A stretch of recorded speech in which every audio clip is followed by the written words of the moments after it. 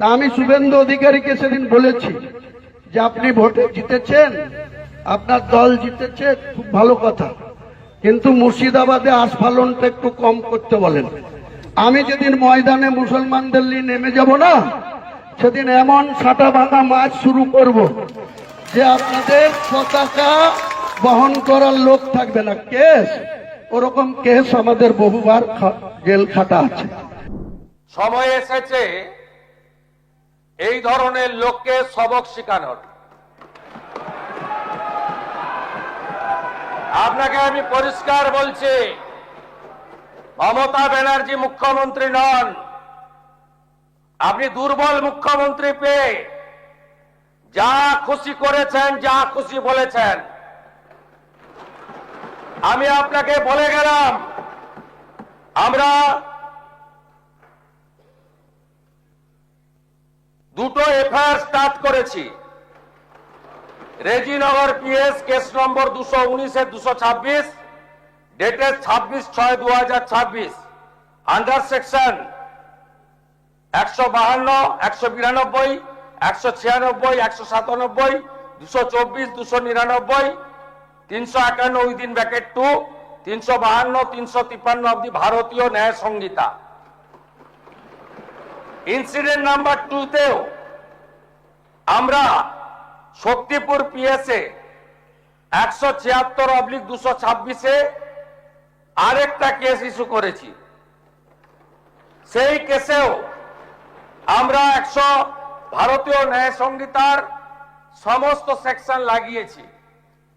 এবং আমি আপনাদেরকে অ্যাসিওর করছি, এত বড় ক্ষমতা আপনাকে কেউ দেয়নি।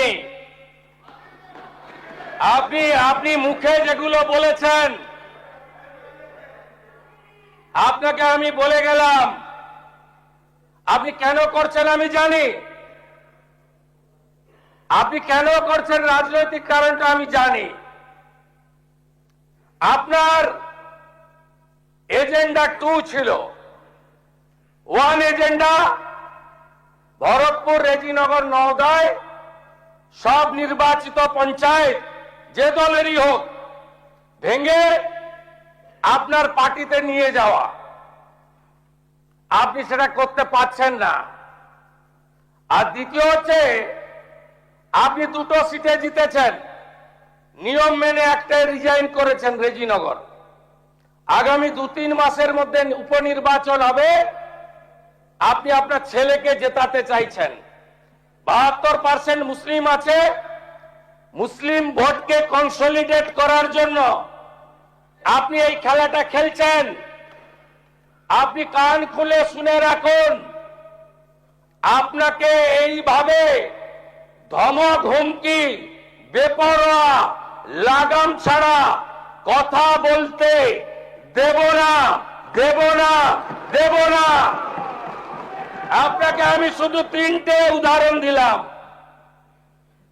সন্দেশখালীতে একজন ছিল,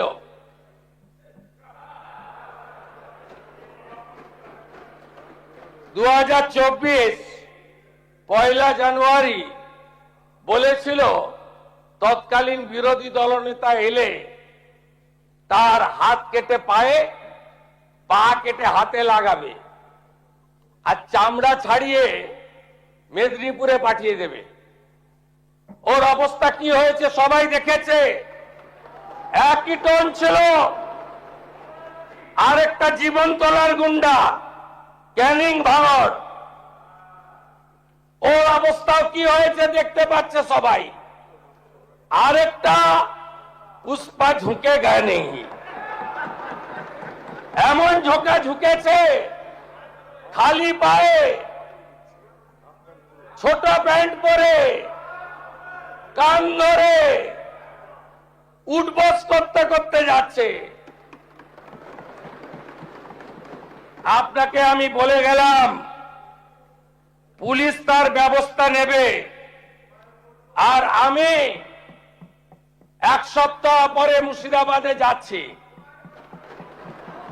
আমি প্রমাণ করে দেব ভারতবর্ষের সংবিধান, আইন শেষ কথা বলে, কোন বাতেল আবাদ শেষ কথা বলে না।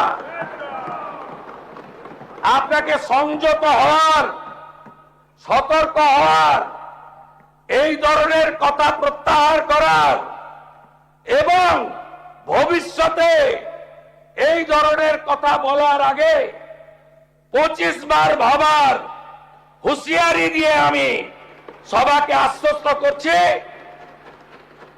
আপনারা ভাবছেন কেস হয়েছে, অ্যাকশন কবে হবে? যারা ওকে ডেকেছিল এই সভাতে তাদেরকে আগে তুলব, তারপরে আপনার কাছে যাব। যা করার করব, আমি আশ্বস্ত করছি আপনাদের।